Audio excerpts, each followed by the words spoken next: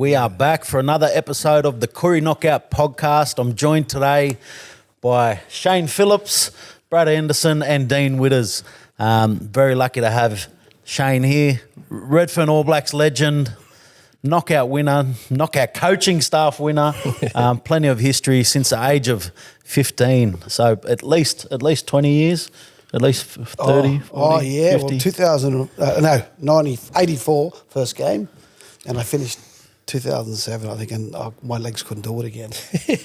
Never too old, though. Never too old. And we've got Brad Anderson stepping in here today as the local Hot Tommy seat. Tucker, Hot seat. the new Tommy Tuck. The pressure is on. What's the nickname that we're going to have to give you then? Oh, I don't know, Dan. You got something? Big Bad Bradley Anderson, eh? Bradley Anderson. There we go. We'll run with that. I love it. Well, look, pleasure to have you here today. Looking forward to talking a lot about Redfern All Blacks history and your history. And why don't we just start with that? Tell us about your knockout history and where you started and how you got to where you got. Oh, look, I'm RAB since I was 14 years old. Look, my dad played RAB. My old uncles played in the 50s with RAB. So I was forced to be in RAB, and I'm glad I did. But I played in knockouts. My first knockout actually wasn't with the Blacks.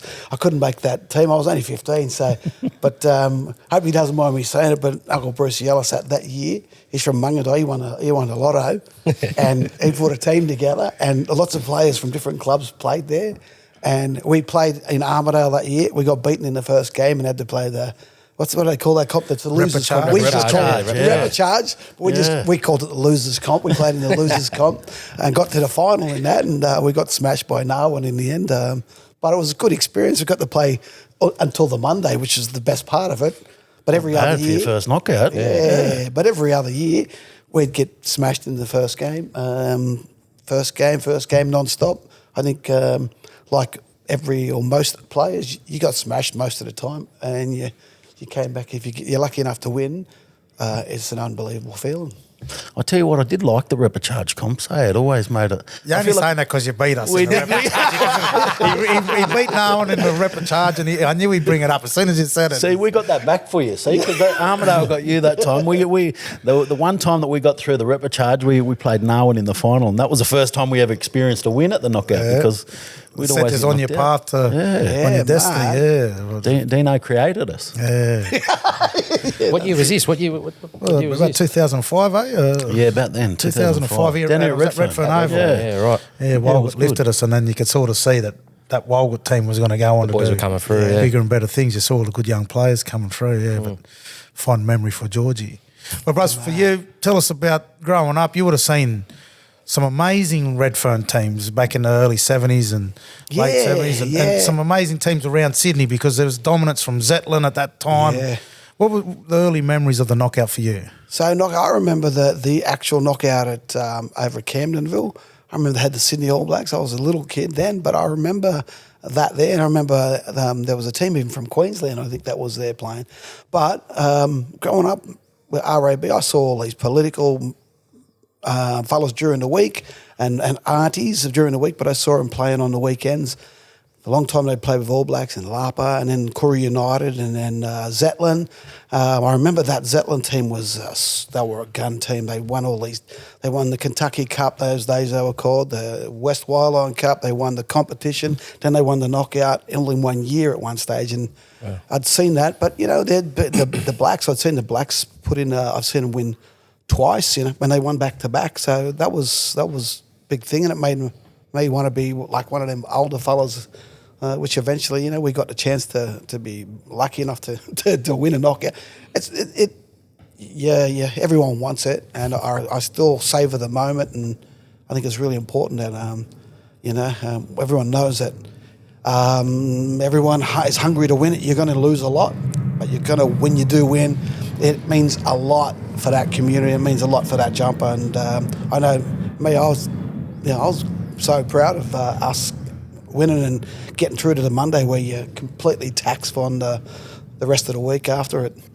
Who's some of the names? You talk about the political movement in Redfern in the late 60s, early 70s. Yeah. The knockout sort of comes along at the same time, and you remember the names that started the knockout. But with Redfern All Blacks, who were the players that were the dominant players at that time and that you remember growing up? Well, I saw some amazing players like Sol Blair, signed with Cousin Sol. There was people like, Ambrose Morgan, and there were people like, Archie Glass. There were people like, the Merritts. Lots of the Merritt family were a part of it. The Munro family were all part of it. They fought hard in it. But look, there's crap load of families, and I'd probably do it injustice trying to remember all of them. But in the political movement back then, footy was the most neutral part of it all. And everyone was, even now I think it's that thing. We all have things that are happening, there's politics in it, but footy, it sort of goes through it's a different place, and everyone can be from different parts of the movement.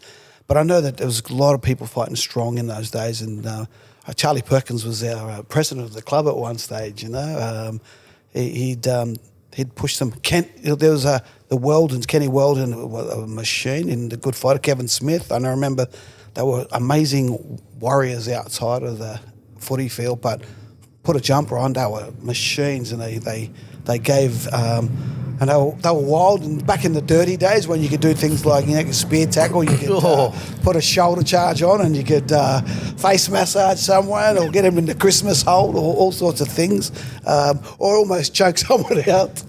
I saw that sort of thing happen, and it was sort of bled a little bit into us at some stage, but I'm glad we got it out of the game. Just on that, imagine being a young fella at that time and you seeing these, these big, powerful figures for our mob, and you go onto a football field and pulling a jumper on next to these blokes that you just mentioned, you'd feel 10 foot tall and bulletproof, because it was a different time back then. Black fellas were targeted at that stage, and you got these people that are putting themselves to the forefront of it. You run on the field with them, you'd feel bulletproof, It would have been amazing being around those teams in those days. Some of the names you just mentioned, unbelievable. Even my uncle Michael Giller Anderson, he moved down from Walgett as a young 17-year-old, to come down and start his journey away from there, and that's where I got my first introduction to Redfern. He come down and told me about all the stories and that, and just the stories you hear it's just powerful. You know what I mean? It would have been amazing to be around those teams. Yeah, that's another thing. I mean, all your families, the Roses, the Witters, the Andersons, they've all been part of not just the movement, definitely, but have even had a stint in Redfern All Blacks time. It's sort of, but we'd all been part of a movement, and I think that movement is now, we're seeing it now in other ways, and we're seeing it in business, and we're seeing it in blackfellas succeeding in lots of different ways. That's what's exciting about these times now. Hey, what sort of player was Uncle Sol Blair? He was a big, fast forward. I remember, they stopped him from playing reserve grade because he scored. After he went to America, did some time with the Black Panthers, and when he came back, I don't know if they said they were playing St George, but he scores a try under the post and raised his hand, and that was the end of his footy career with them. So he ended up having he just played out with the Blacks, but he was a good player. He was a tough player, but he was fast, a bit of verbal in his game, but he was a good player. I watched him. Got to play 1 or 2 games with him in my life, No, I only met him as an older fella too, and around Uncle Dan, and he was always a big, big sort of strong looking man, and I thought, geez, on the footy field he must have had a dominating presence. Yeah. When I was a young fella, my uncle Bimbo Witters, he played with Rangs, with the Blacks when they were winning knockouts and winning grand finals, and he talked about Ambrose Morgan, and you just mentioned him. What are your memories of him as a player? Because back then, no blackfellas were playing in the NRL, and there's all these different reasons, and just stated why Uncle Sol couldn't get his opportunity. And my uncle said that Ambrose Morgan was as good as players playing for Australia. Oh. Tell us about what you remember of him. Absolutely. He was a big running player. He was a big defensive player. One of those people I remember, you fellas remember Morgs, he was his dad, could play off the cuff. One of those people, complete natural player, and could dominate and control the space. Back then, the equaliser was you could get away with lots of different things then, so players could get away with it, and if you could verbal someone in the later days to try and distract them from their game, but They were lucky they can get away with all sorts of different tactics in the old days. But he should have played for, like lots of players we know from all of our communities, they should have played first grade. I look at a young man now that should have played first grade, and lots of players that play knockout know that he should have, but he didn't, as Mark Hickey. Yeah. A young bloke who should have played there, but there was plenty of Mark Hickeys back in the day that never got their opportunity. What about the tough teams you remember coming up against? Because Redfern's always been a team that the country teams like to measure themselves against, and a community that they all go up against. What do you remember of the country teams back in the days? Look, I remember the days. There was lots of good teams. Armidale was always good. They were always tough, always competitive, always verbal, and always trying to get in. Not Armidale fellas, Yeah. mate. Don't Not pump his tyres up too Armidale. much. Don't pump his tyres up too much. Nice and fair. Nice and He's fair. kicking me underneath the thingy. Moree you're talking Moree about. was Moree. always tough. It was always tough. Doesn't matter how you think you were, where you sat in their status, they were out to prove a point against you. Well, I was a young fella when we got to play against the side that won. All those, they were a tough side. Yeah. And we got, I remember a game in Newcastle where we had a mad game. They smashed us by about 15, 16 points or something. But to us, we competed with them for a bit. But they were a tough team, man. Yeah. Far out. But there's some community sides that no one knows that just got out there. And you knew they played for that jump in that community, and they were trying their hardest to get you out. They were getting away with all sorts of things. And there's no use complaining to the ref. You just have to keep squaring up. But there were some big ones, yeah. Lapa was always a competitive Lapa. The Redfern Lapa rivalry. Tell us about it. Yeah, the Redfern Lapa rivalry, like some of the mob they're related, and some of it's mate, it is that bragging rights. We don't want to let... we'll have to live it for the rest of the year, so or longer.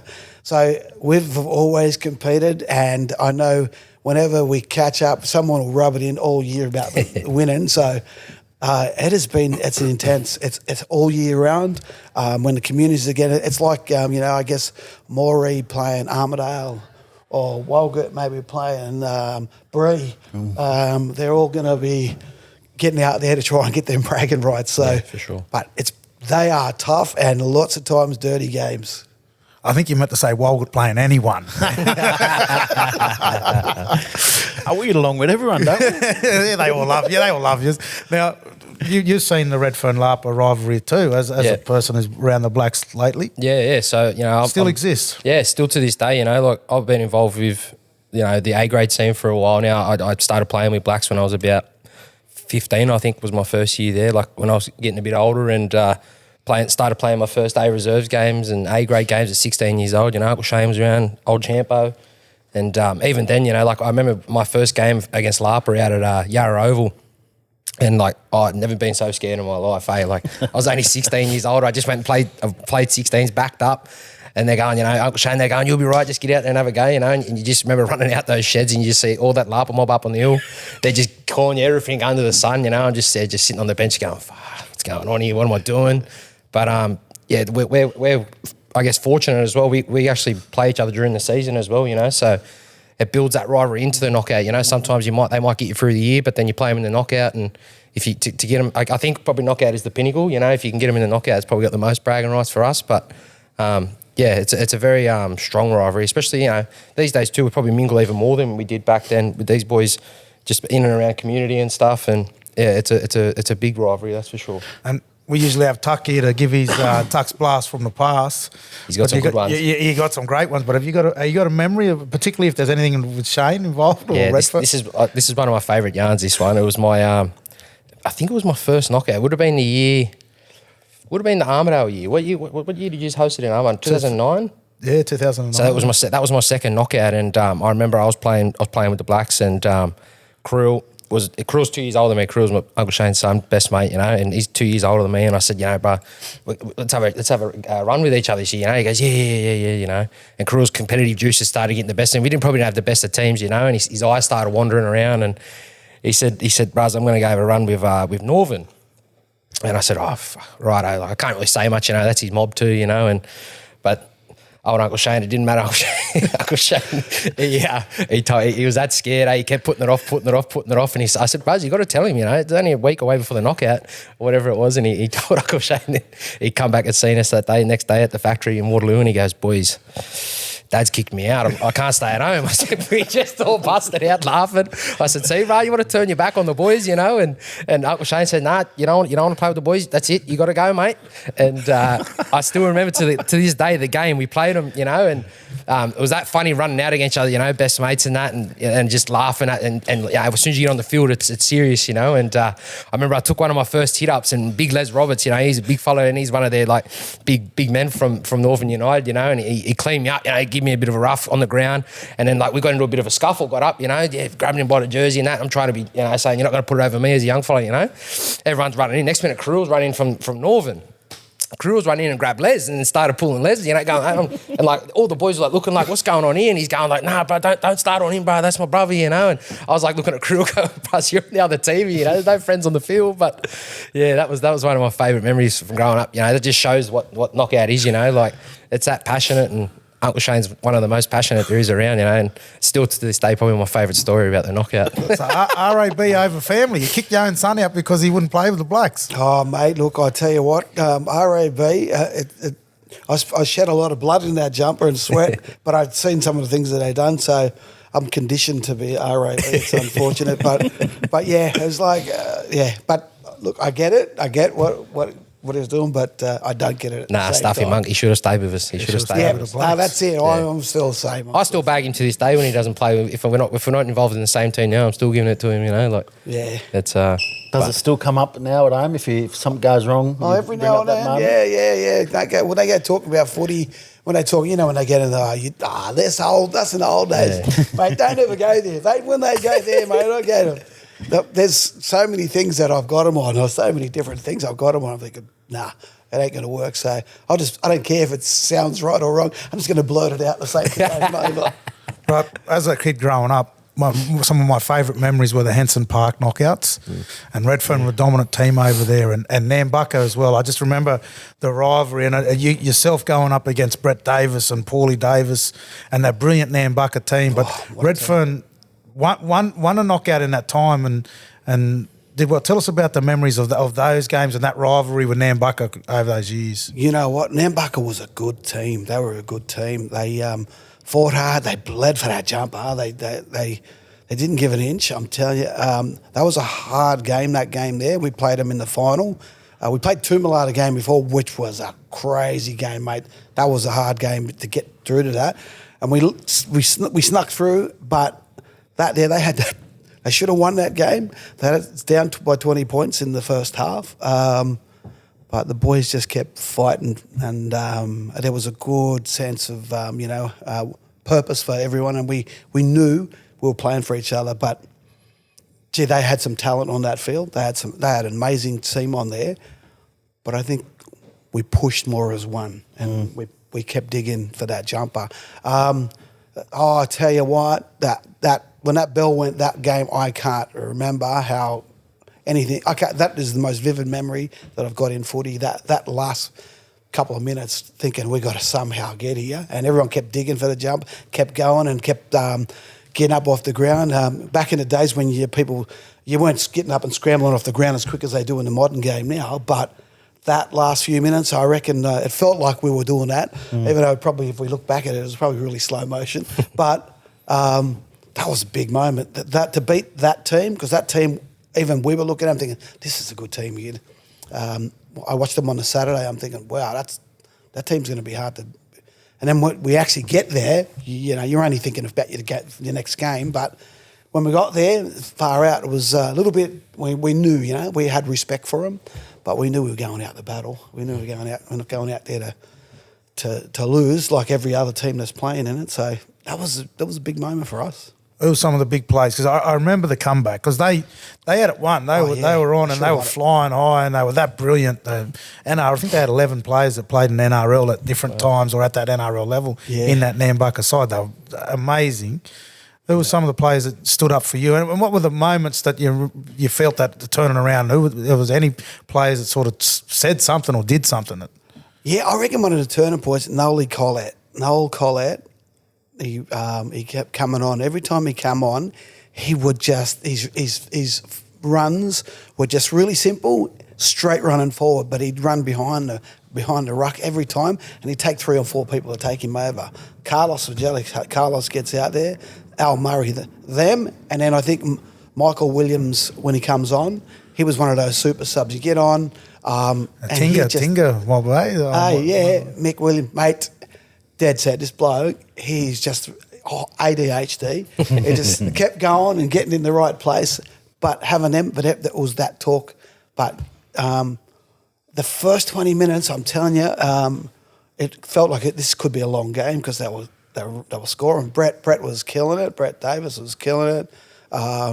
Paulie Davis obviously was killing it out there. Paulie's a gun player.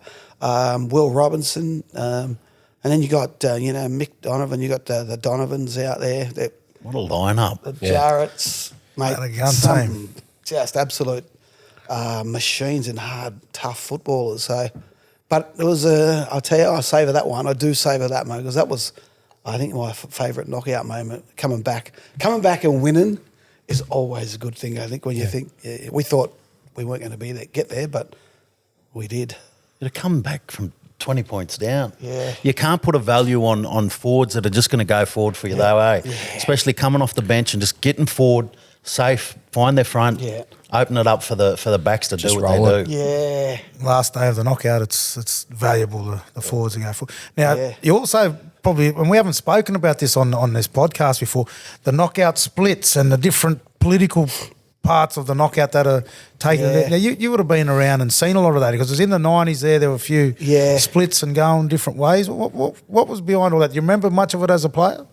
Well, I do, and it was hard because we all wanted to be loyal to the spirit of the knockout, and I think it's the most important. But in the end, what happens with players who had availability thought they'd play in the both knockouts, and that's what sort of ended up happening. But I'm glad it came back to be the one knockout because the one knockout was what it was all began for, and it was the most important. It's the spirit of what that knockout was, bringing our people together, showing black excellence, and making sure we showed that young people in communities that everything's possible through seeing players in there. But those times were they were tough to deal with because you're thinking that we're having people that weren't sure where they stood in it. But it's like if you come from a community and you've been part of a knockout, you just stay with it. You just stay focused on it. In the end, and we ended up playing in both knockouts. In the one where we won with the Lewis Street Dodgers, and we won it. We beat Nambucca in that one. But it wasn't the same. It was good when it was a knockout, but there was 2 knockouts played in the same year. It's like splits in the divisions of boxing and all that. It's like there's different belts. It's like whenever it's unified, people feel like it's a bigger accomplishment. Well, you probably couldn't say you were the best, could you? Because you didn't really beat every team. Like there was a team over here that won it, you won it. There was no sort of one champion. It's hard to say you were the best team, really. Yeah, and it wasn't the same. Just didn't have that same feeling at the end of it. Tell you what, Lewis Street Dodgers, good name for a team. Great name for a team. Flash colours too, red and What's green. the history there? What's the story there? That was an old All Black RAB split, and a split. Like a lot of sides do, they split maybe twice in bigger times. But what had happened is when they split in the first place, there was just a little bit of politics in there. They wanted to play. Some wanted to play just stay there, and they wanted. We're all human beings. We've all got egos. Yeah, of course. And the egos sort of think, well, we can pick create a good side, and and that's what happened. That's what really happened. But they did well, and then the second time the Dodgers, I ended up jumping on board there, and that was the only other side outside of that. In my first gaming for the Mungandai Millionaires that I'd play outside of RAB. What did it feel like for you not to play for RAB? Well, thank God Blacks didn't put a team in up there because they stuck with the club stuck with just the old knockout. They said we're just going to play. That was the one in Burke, so we. So you never had to. No, I didn't have to choose a side because the Blacks weren't putting it. And I was thinking, well, Lewis Street. I live in Lewis Street, so I'm going to play with That them. was the other thing too. Obviously, Lewis Street is a street down the block as well. Yeah. For people that don't know, that's where the name come from. Yeah. You know, and a lot of the boys were living down the block at the time Yeah, too, weren't that they? was it. That team. Brother Will was in that team there Yeah. too. Yeah. Yeah. Gunplay. Yeah. Right, the resurrection of Redfern, when Redfern come back as a knockout force, and what did Yeah. it feel like for someone like you? I remember I'll how tell proud you you'd be. You know how cool that felt. You go through every footy team and every club has their highs and lows, and we, you know, for a long time we felt like we'd missed it. The drought had been there for some time. As we come back, I'll never forget it. Someone told me Dino was finished playing footy over in England, and I heard he was in Sydney, and the young fellas were all training really well. Yeah. And I was thinking, I'm going to go and torment him and put the go on him, see if he'll come and help us. So Flex, put the I was flex on thinking, him. they're training, they're committed as a community, plus they're doing other things in the community to rebuild ourselves, because the Block and Redfern, we were going through a struggle, right? And so we were just this refixing ourselves sort of thing and owning our shit and the way we. And then I went and saw Dino and said, "Bros, would you come and coach these boys for us?"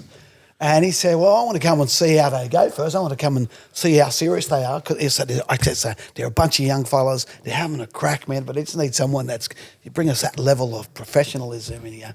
And then he got him. I teed the boys up that when he got there, after we finished training, to come and say something.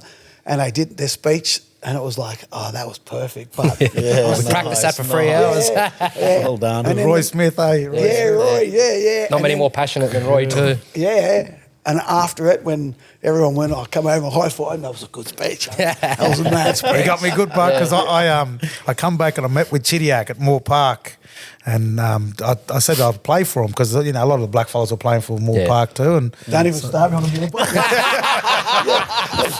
so I was. Could you imagine? I was gonna be playing with Moore Park, and so I was about to go to their training session on the Tuesday, and this fella come and he grabbed me at the boxing and talked me into it, and he goes, "You just come down, help me out with some drills, and just come down, have a look down to the boys, Got even him, if you just mate, come." got And and I went down there, and Roy Smith. Because I just went there and run a couple of drills, I think, Shane at Redfern, and Roy gives this real passionate speech, and then Shane looking at me, and I was like, "Oh, it looks like I can't leave here now." The boys had the puppy dog eyes on, you know. Come on, run, please. stuck at Redfern, but it was the start of like one of my favourite sort of little journeys in football. I love my time at Blacks, and my connection with Blacks was through my uncle. My uncle Bimbo he was my inspiration, my role model, my idol as a young kid growing up about football, and he played for Redfern All Blacks and won comps, and he used to tell me about it. So once I put that black jersey on, and it felt at home.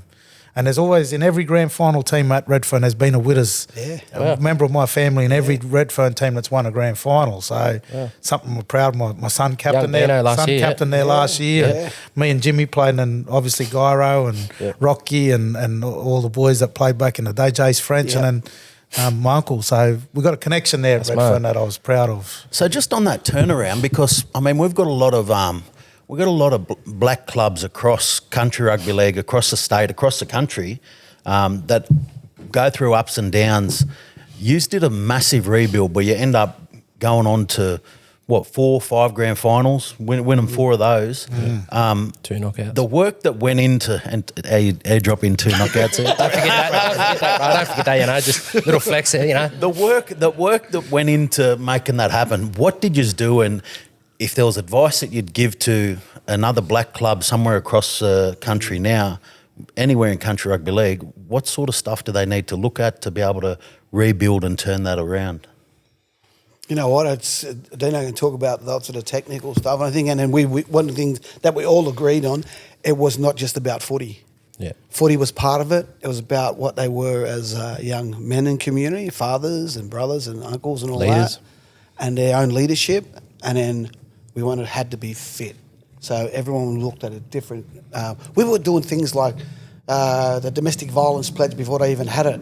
We were looking at all sorts of different things in a community that helps us rebuild ourselves and heal, rather than just focusing on foot. But that footy side of it, I mean, the way Dino set up the skills drills and the way that we trained us, we became professional in our mindset and the way we trained, and that was it. We didn't have to own a big gym or anything like that. It was about being fitter, doing the early stuff. We never had the flashes facilities, or like we just down Alex Park, our little shed down there. But I think for my thing for it, I just think it was just truly based off hard work. Everything was hard work. Like everyone wanted to work for everyone else. Whoever you pulled that jumper on next to you, or you just didn't want to let that person down. And like you said, footy was sort of like the cherry on top. I felt like everyone, like including myself, we all become better people. People become better fathers, better brothers, better, everything. Like it was just footy was, I think, the cherry on top for it, and it was like a reward as such, and it like those few years around the community was probably some of the most powerful times of our life. We had everyone goes through some struggles. Everyone had some personal things going on. We lost some people, and footy was always the thing that brought us back. Like you'd always sort of think, I just wander off here, but trainers Tuesday night, the boys say, Buck, make sure you're down there tonight. Yeah, sweet, I'll be down there. You just don't want to let the person down next to you, and this fella and these two people here, they're two very, special people to me, what they've done for our area and our community, it'll never be forgotten, They're very humble people. They don't want to be talked up, but whenever I get a chance, I make sure I always, pump these two blokes' tyres up because they're very special people. I remember, like, for me, it was about that community stuff. I remember saying to the boys early that if we can get everything right off the field around the domestic violence code of conduct, and we had a strong domestic violence code of conduct. We had to turn some players away, and some of the boys got pissed off with us at times and stuff like that. And we had to toe the line with it. There was a few times they had to make tough calls on boys and get rid of them. And they had to learn about that. And we'd go up to the police station. One of my proudest things was walking 40 black fellas from Redfern All Blacks into the police station to do a domestic violence workshop, but then also to do stuff around drug and alcohol awareness and mental health. And we State of Mind Club, we were back then, so we were doing stuff around mental health. And I said to the boys and the women that were in the club there too, because they were a big part of all the success, absolutely. was that if we get all the things right off the field, there won't be a trophy cabinet big enough, and the girls won the state league, that they won the New South Wales Cup virtually against NRL teams. That year they were the dominant team in women's football, and our kids were winning. We were the biggest female club around at that time. We had the 12s, 14s, 16s when girls football was only just starting, and we had all the girls teams playing, and they were all winning, and the young boys coming through. But I remember one of the things, Shana, you might remember this, we played mascot, and the boys, during the week, there was a Anzac Day on. It was on the day before training. And I said, boys, look, make sure we're going to train on Saturday morning. Anzac Day's on a Friday or something like that it was. And if you're not going to be at training, just let me know, because I'll have the Saturday off too, But they all told us, they'll be there, and only 10 players turned up to training. So I didn't say nothing. We got to the warm-up, the sheds for the warm-up, and there's no jerseys out. So, boys, you're going to warm up in the gear you walked here today, because you got to earn your jersey, because I was pissed off them that there was only 10 players at training. So and the warm-up was Malcolm's. That's all we did was Malcolm's for the warm-up, because I was in a mood. Bro, and I was that pissed off with them. And I remember we did, there was supposed to be 18 players, so we were going to do 8 sets of 4 Malcolms as the warm-up. That was all we were going to do for the whole warm-up, because of the 8 players that didn't turn up. And you did them in your shirt that you turned up in. These boys had their good shirts on, they were all muddy. And then I said, boys, and when we finished that, walk over, and I said, boys, that's not the only surprise. I said, the 10 players that played are going to be the only ones that go on the field today. The rest is going to sit there and watch. And everyone's eyes just went, what the hell, is he serious?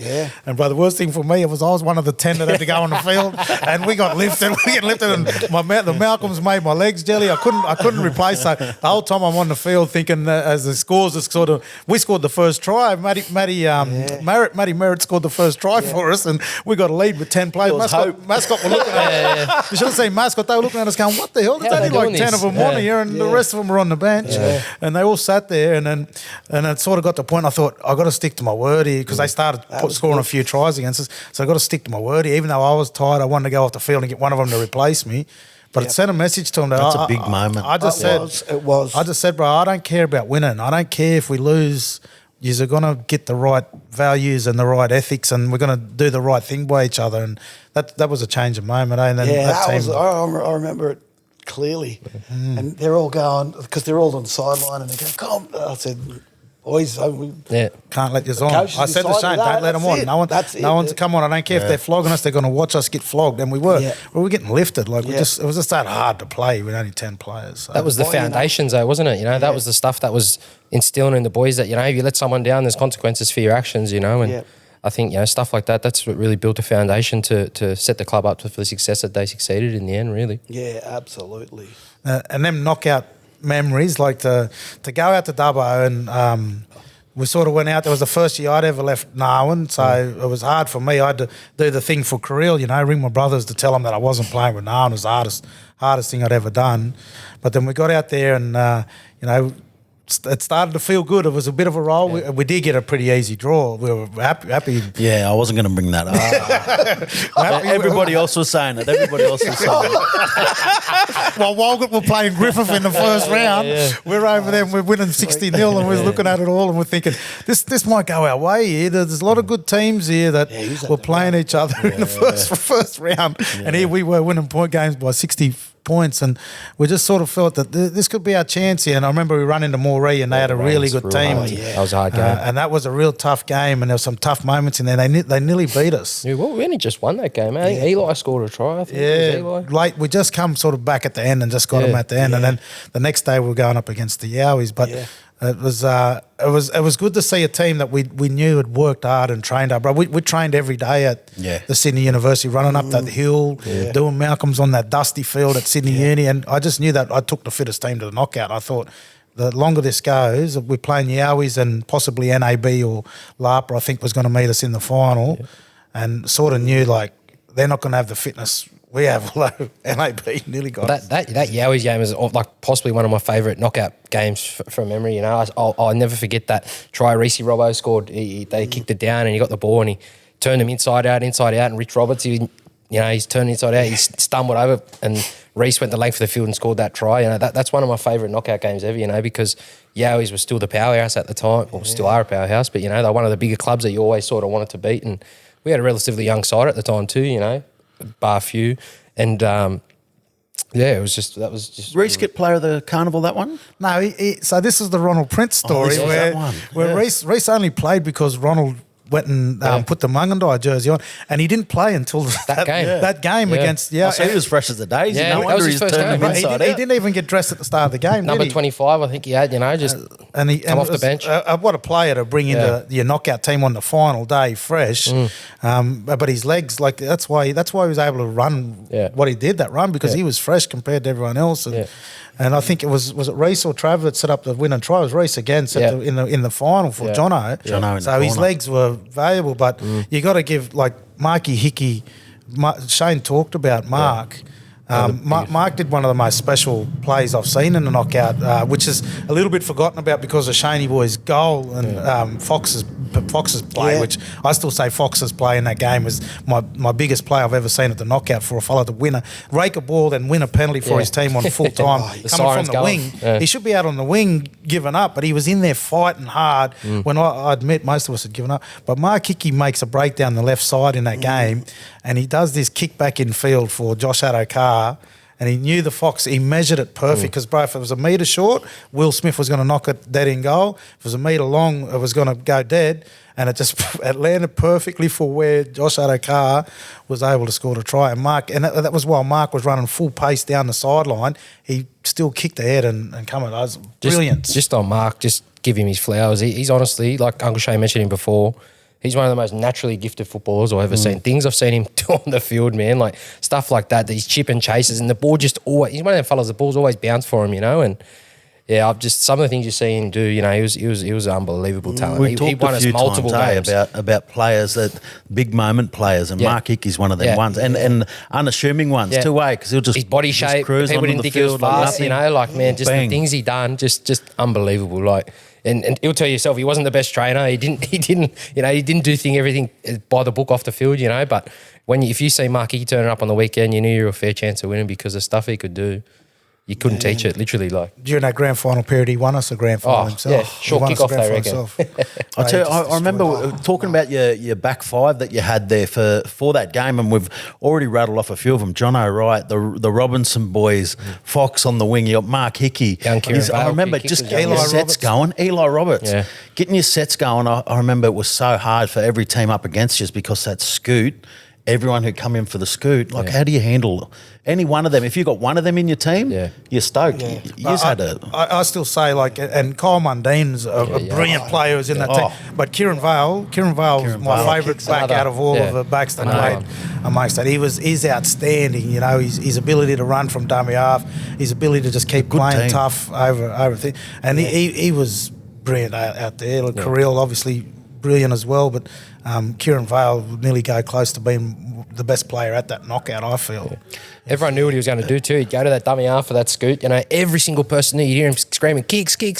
Yeah. And he'd still jump out, palm 2-3 off, you know, just everyone knows he's going to do it, but whether you can stop it or not, you know, is another thing. He was another very What was you talented- thinking during that game, bro, when we were gone and NAB virtually out at one? Well- You're on the sideline trying to keep composure for me. And you know the bench. You know what the bench is like. If you control, if the bench is good, the coach goes on the field. I remember when it came to the gun, and everyone knew Marky's the gun kicker. Yeah. And I remember we going, Marky, you gonna? And he goes, nah. He's blowing up. He said, no, I'm not telling him no. He didn't want that pressure. The Shaney boy, I'm thinking far out. From but I tell you, halfway. Shane was so young at that time too. Like that grand final was 2015. You know, 19 that's years 9 old. years. Yeah, like he was a young kid, you know, and he just give it to me. He put his hand up Yeah. and and just it was just one of those things. You just watched it, and as soon as it come off the boot, everyone was like, "This is going. This is like what." And then it was weird too because everyone got so excited for the fact that we're going extra time, but then everyone had to compose himself again. And because say, NAB had run onto the field. that's hadn't right. They thought the game When was penalty, over, and they were as the already penalty got celebrating. blown, they were already on the field. You know, so everyone, there was just this roller coaster of emotions, and like he kicked that goal, and like I said, everyone was that pumped. Everyone's running in, high fiving, but then a few of the older boys are going like, "No, settle down." You know, like the game's not won. You know, if only just got in extra time, we've got to go again here. Right, you know, Mero asked me to take the goal. So he come to me. He come to me. He goes, Ralph, you want me to take it? You want me to take it? I'll kick it. And I said, nah, bro, Shaney boy's got this. Because I knew He's gotta be we'd seen good. Shane in that final series in the comp there had sort of kicked every goal for us, and he practiced. Shane Nolan was down at training all the time practicing goal kicking before, because I'd make the boys practice different things before training, and he would just goal kick from everywhere, and I just sort of had confidence in him that he'd do it. And he looked straight at me when he got it. He goes, yeah, I got it, leave it with me. I got it. That's But mad. the confidence of He it. oozes but, confidence, that's for sure. Yeah, and then probably one of the biggest plays. Like you look at, I still can't get over the fact that Fox was coming in from the wing and still trying to win a game with, like, well, we're just waiting for the siren. 3 seconds left And then on the not clock. only does he steal it, because he's still on our side of halfway. He tries to fight for 5 or 6 metres, then pumps his legs to try and get the penalty. And if he doesn't fight for that 5 or 6 metres, well, Shaney boy's kicking it from 55 out. I don't think he's going to get it. You know, If he doesn't fight for it, you don't get a penalty. That's right. Yeah. and it's it. just, I always say to Fox when I see him, I was, bro, that's the biggest play I've ever seen at the knockout. And I've seen lots of them, and I'm probably biased because it was in my team, but I thought for a winger to be doing that, it's incredible. He was only young at the time too. He was a kid. I don't think he even played that NRL. He debuted the year after, didn't he? Yeah, and he debuted the year after. with the and Tigers. So he hadn't even played NRL. He was I only remember just in the Sharks the system. Tigers rang me, Jason Taylor rang me and said, tell me about Josh Adokar. And I just told him about that play, and he goes, mate, we're signing. And he went there, and obviously we've seen what he's done since, you know. But it was outstanding sort of thing to be part of, and hosting the next year and going back to back was... Oh, mate. I'll tell you what, the next year it was a nightmare. That first year at Leichhardt, that was That was a nightmare. torturous. I'll never forget it. Because our committee were all up in the top section of that Leichhardt Oval. Yep. The people who had any complaints couldn't get to them. So, But they were easy to find you. I found them all, mate. I found them all, and that was a nightmare. And didn't they have some complaints at that Leichhardt knockout? I think every single man, their dog had a complaint. I heard every one of them. I know that, and in between that, it's just trying to with the team, just keeping the team focused and knowing that they looked after. Mate, I was so glad the end of that knockout had come fair dinkum. It's probably one of the aspects that gets looked over, isn't it? Everyone wants to win a knockout, but you don't understand until you've done it. You know, you boys have done it a few times, but the pressure of hosting that next year, but then still keeping your team focused on the job at hand. It's you know, that's why you don't see many teams go back to back. You know what I mean? Because it's such a big job to organise it and then it's very difficult. We've seen it firsthand, and it takes a lot of people to do it. If you haven't got your community members and family and stuff that want to pitch in, it's a punishing job. But one of the funny things, right, is that as many complaints as you would have got given to you, everybody still turned up and played in the knockout, had a great time playing. I know, I mean, we lost, I don't know, maybe second or third game, but we had a great time. We had a great time at the knockout, and there's no way we're going to go, oh, no, we're not going back. Whatever. We had to walk too far to the canteen or something. That's not going to stop us from coming back. No matter what the complaint is, you're always going to turn up no matter what. So no matter how bad it might seem like a knockout is, I feel like we all still keep turning up. The city teams get a bit of stick too, I feel. Like we'll cop on it on social media as soon as we won it in Dubbo. People are already whinging about having to travel to Sydney. We always sort of get a bit of a stick for that as well. So don't worry, we're getting it for this one. Yeah, no one's running wild down out there. Hey, speaking of that, so you've seen a lot of knockouts over the years. You've travelled to a lot of knockouts over the years. Tell us some of the stories about some of the knockouts that you would have had to travel to, especially in the early days when I feel like we went to a lot more country communities and that back in that time. Even for the Walgett knockout, where did you stay? Like, what was some of the experiences over those times? Yeah, I remember the Walgett knockout. It was mad. We went there. We camped on the river. We took a marquee. What about it was Willie G will tell you this story. We set the marquee. It took us forever to put the marquee up. Anyway, as soon as we set up there and everyone's there, there's a fellow across the other side of the river shooting. We're thinking he's shooting towards where we were, and we're looking. And we're on this side of the river, and there's this snake coming across the river straight towards us all. Anyway, this snake's coming. We're all thinking when it comes in, one of us puts the snake to sleep, sort of thing. And then that night, and everyone who came back we went in town, foot full of bindies, Uncle Bill. Yeah, and it was mad. It was real communal. It was deadly. Anyway, we come back out, and everyone, when you went to sleep, everyone was trying to get in the middle. No one wanted to sleep out on the edge. City folks, we were all thinking, there's no way I'm sleeping on the edge by myself. But yeah, we were jammed in there. Like these days, I'm going to rub it into lots of the younger players. We had to find our own way out there. We had to find our own accommodation. It was about going and representing the community, but we had a good time. It was mad. I loved it. Could you imagine telling your team now, boys, we're sweet, we're trying, come play with us? Yeah, but sweet, where are we staying? Just so I can let me missus? No, we're just going to camp. Could you imagine the reaction you'd get? They'd go, what? There's no chance blokes will do it now. Like, myself, I couldn't do it. I'm a cat. No chance I could be doing that. But yeah, it'd just be the funniest reaction to try and tell people to do that. But now. It was back in the day when blackfellas lived out of each other's pockets. 100%. You know what I mean? You had to rely. There was none of this flash eating at restaurants and team meals and all that sort of stuff. The Devon and rolls were everywhere back in them days. Sandwich, a loaf of bread, Devon and hot chips, and that's what the teams were eating for their pre-game meal because you had to survive. I remember going to the Nambucca knockouts and people having us 5 in a room, and because there's no accommodation, and everyone would chuck in for these big feeds of chips and Devon and bread, and the whole team would sit there and have a feed like you were doing it in style. You know what I mean? So a different era, but good old times. That's it. Chuck it in. Everyone chucking in, looking after each other. I said we can't lose that. We just can't lose it. Yeah. These days, it's there's lots of luxury and expectation of getting it. But if we never lose that, it'll be good. For sure. Now, bro, finish, I suppose, Redfern All Blacks. Where's it at now? Bathurst knockout this year.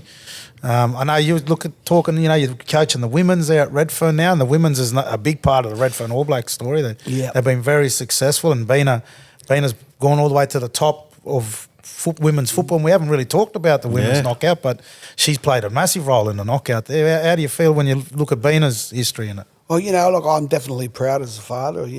Kids playing footy and Bina and them. But that women's team, they broke the records, any records that have knockouts in the history of knockouts anyway. I think they won 9 or 11 straight or something like that, but it was some crazy amount that we hadn't seen. So, and they're girls that played in the Redfern Jump. We play from lots of communities as well. Lots of them live there. Obviously they want to compete again, and some of them are getting older, but lots of the young girls are coming through, and they aspired and saw lots of WNRL girls that they can relate to playing, and I think that's helped them start to think about training hard to compete again. So we've had last year's knockout that game was a good game to watch when they played. Yowies, wasn't it? Yowies, yeah, that was a good game to watch and good spirit in it. I think they learnt a lot. There's lots of those same girls are still there, and they want to try and do something. We're not going to be flash or fancy, but they'll probably be fitter. But women's footy, we're looking at it and seeing all these girls who are. I think we've got 3 teams there. The women's A in gold, they're in the gold division, and they've got the under 16s and under 14s girls. They try and train together now. That's good. And they're trying to build that pathway for the girls. And you know what, as a bloke getting in there, and you've been coach of women's teams too, I never realised how much the blokes got, and then we were trying to make sure they did, only because we were all looking after the teams. But this year I felt it, so we've been out hounding people to sponsor the girls and help them out, so they've got the luxury that we probably just bagged, but it was being able to have the Gatorade and being able to have all the strapping gear and some training gear and things like that. So to make them feel like they're in a professional outfit. So that's something that's we got to make sure we're consistent with, and the girls are serious about it. And I'm enjoying it too. There's no big egos there.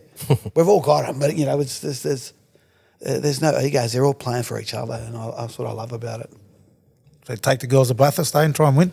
Well, hopefully they want to stay together and do it. They're enjoying the moment in each game. So I think the leadership group of the team are keen to try and talk about it. So it'd be good if they did. They've got a good level of fitness there this year. And obviously, what's knockout, you got to get the right draw, and you're going to meet some gun team whoever's got the right energy and the right execution is going to play that game. So they know that, but it's better to have a bit of fitness to get into the latter part of the. Actually, but I got to hit you with it too. Who's the 3 players that you want to take to the knockout in your team? You've played with a lot of good players. You've seen a lot of good players. Who's your 3 favourites? To play in our team, in my own team back in the day. Or any team you want. If you're going to knockout, who's the 3 players that you're taking with you? I would take brothers. I'm not pumping your tyres up, but you'd have been one of them.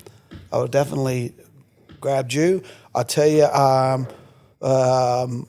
Audley Walker. I don't know if you know Audley Walker, but Audley Walker was an absolute gun player. He's and you could pick any one of the McGrady brothers. They were the McGradys. Every time we played Toomelah, mate, you knew that if they had a McGrady surname, you're going to be doing it tough against them. And we a lot of chasing. Yeah, fast. Mate, gun players. What a talented family. Look, it's hard to say because there's so many other good players that and it's everyone had their own style of playing, but you look at Panda. I think he's a complete footballer. His defence was good. You give him an inch, he's gone. He could chip, he could kick, goal kick, he did everything. But he's a real humble dude. Humble as well.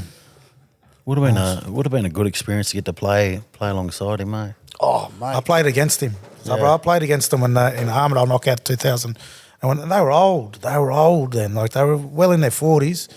And it's still one of the fastest games of footy I've ever played. And there were just moments in the game where I just couldn't keep up or predict what they were going to do. And they were absolutely brilliant. And I remember saying to my dad, I was like, and I was playing NRL at the time. And I just I've never played against footballers like that. He goes, you should have played them 20 years ago when I had to play them. He goes, you're playing them when they're older. He goes, I had to play them when they were young and fresh. He goes, his old man was a good player, tough player, right? Yeah, he'd rip in my old man, but that's my memories of McGrath. What about you? Who's your 3? For me, I'm probably going to be a bit biased. Some of my best mates, Koori, I've seen him do some amazing things in his footballing career now, and for me, like I've always loved watching him. Even to this day, we try and always, even if it's club football in Sydney, we always just try and stick together and always bounce off each other. He'd definitely be one. You'd be another one for sure. You've some of the things I've seen you do on the football field, even at your old age now, you're still getting around.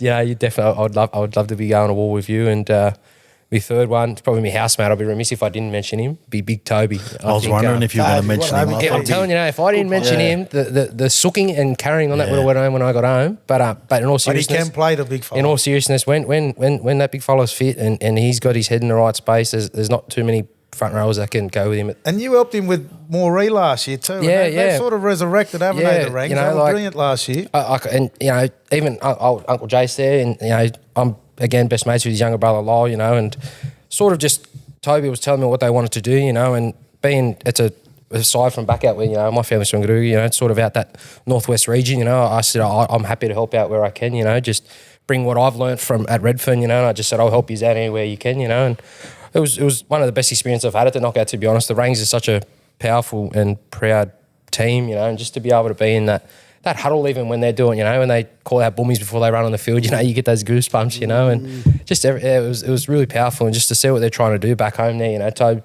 he's trying to get a good thing going, and I hope that they stick together, and they're definitely a side that's coming. I'll tell you what, it's underestimated how important it is to have the right people off the field as well for a knockout team. And I think, all three of you really where you're at right now with what you've been able to do with teams off the field is so important leading into it. You can have a great squad if you don't have the right leadership off the field and the right organisation and just making things easier for the team. Yeah. It all falls apart when you turn up knockout. Uncle Shane mentioned something just before. I think it's one of the most underrated things that people overlook is the bench on a knockout. You got these, there's 25-man squad. You got 12 blokes sitting on the bench that are chomping at the bit to get on there, and they're screaming at you, going, "Bros, put me on!" But and then it just things start getting frantic in the game, and you got someone that's put their hand up on the field where you got a buddy system or something, and then number 24 will come running in, going, "I'm going on," and it sort of just throws you out of whack. You got to have people that can be. I guess strong worded in what they say to people, and tell them, say, "Bros, just kick back. Your time will come."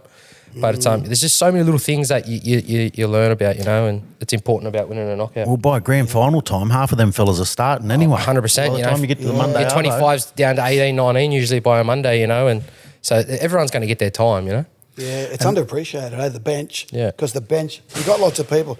He'd leave us in charge of the bench, and the bench, mate, everyone wants to get on there. It's like people spotting, they're waiting. He grabbed his ankle there, get him off. Yeah. So you're trying to know to press the button at the right time. Yeah. You got to do it. And if you see, I've seen super sides get out there, and because they got no control on their bench, it's just rotating, they're losing momentum. Yeah. And it's the same for me. Like, I wouldn't run a Redfern side without these two on the side, so it's been... It's amazing the stuff that you've done that we've been able to all achieve on and off the field. It's been incredible, Now, look, one thing that I do also want to add, now my young fella has been watching the podcast, and they're loving the knockout yarns, and so he put the pressure on me. He wants me to each week, whoever we get on, we want you to build your best knockout player. So if we're looking at all the different attributes of a player, to build your best knockout player, and so he put the pressure on me to do it this week. So let's see how we go with you, and if it lasts, he'll be happy. I've ticked the box. So let's go. Build your best knockout player. So who are you going to have for speed? For speed, Mark Hickey. Yeah. Ooh. What about for power? Power. I'll give this fella a crack. Yeah. I've been on the end of some of his hits. I can attest to that. Tackling. Best tackler. Tackling. Kieran Vale. Ooh. He got good stick. Good. What about mongrel? Mongrel. Rob Welsh. yes. I played Rob. My brother Rob Welsh. Best step. Panda. Passing game. I'll give Koori a crack. Good passing game. Very good passing game. What about leadership? Yeah, I think Dino's got because He's got the runs on the board. Experience. What about kicking? A good one. I'll give Mark Hickey back. Yeah. He can kick. Can kick. That's very true. What about goal kicker then? I've seen some good goal kickers over the years. Mark Hickey probably again there, right? Yeah, well, he's one, but I'll give Look, a bloke named Brett Freeburn. He was a toe pointer, but he can kick from anywhere. Brett Freeburn. Toe bash, I'll tell you what, player. What about talk? Who's got the best chat in the team? It's good, and look, Dino is one of the things about Dino in a game. It's always talking. He's he talks to the ref, but he communicates with the ref well. And he keeps and you get your ass kicked. Boys don't get your ass kicked, but and he can be blunt when he needs to be. But I think it's keeping the team moving. So he made sure everyone was talking. So that was the key. Well, there you go. I've ticked the box for my young fella. Be happy with that. Thanks for coming on though this week. We really appreciate it. It's good to hear some of them old yarns, I think, and to hear a bit about your story of how you've been in the knockout, and looking forward to what Redfern brings this year. Yeah, well, hopefully, if we can, we'll come out there and compete again. So, but it's a game of footy. Just you turn up on the day and try your best. You just might get one of them draws you got back in 2014. That'll always help. Thank you, George. Why would I did that draw too? Yeah. We did. We gave it to you. Yeah. No, well, thanks again for coming on, and look forward to it. And thanks for tuning in to the Knockout Podcast again. Make sure you follow us on Instagram, TikTok, Facebook, the lot. Tune in on YouTube, Apple, Spotify, and look forward to doing another episode soon. Cheers.